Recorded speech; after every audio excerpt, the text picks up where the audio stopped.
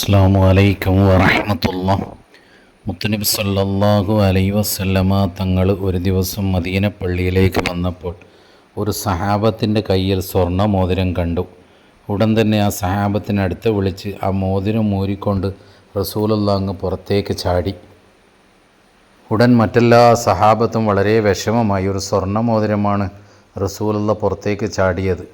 ഉടൻ തന്നെ റസൂലുള്ളാഹി നിസ്കാരമൊക്കെ കഴിഞ്ഞ് വീട്ടിലേക്ക് തിരിച്ചു പോയ സമയത്ത് മറ്റുള്ള സഹാബത്തെല്ലാം അവൻ്റെ അടുത്ത് കൂടിയിട്ട് പറഞ്ഞു, നിങ്ങളുടെ സ്വർണ്ണ മോതിരമല്ലേ, വലിയ വിലയല്ലേ, നിങ്ങളിട്ടില്ലെങ്കിലും വേറെ എവിടെയെങ്കിലും വെക്കാലോ, അതുകൊണ്ട് നിങ്ങൾ റസൂലുള്ളാഹി പോയി അതെടുത്തോ, എൻ്റെ കൊണ്ടുപോയി വിറ്റോ. ഉടൻ തന്നെ സഹാബത്ത് പറഞ്ഞൊരു മറുപടിയുണ്ട്, നമുക്കെല്ലാവർക്കും പറ്റിയൊരു മറുപടി. എൻ്റെ ഹബീബാണ് അത് കളഞ്ഞത്.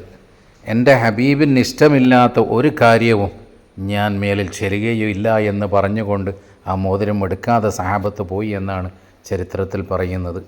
വാഹിറു ദഅ്വാനാ വൽഹംദുലില്ലാഹി റബ്ബിൽ ആലമീൻ. അസ്സലാമു അലൈക്കും വറഹ്മത്തുള്ളാഹി.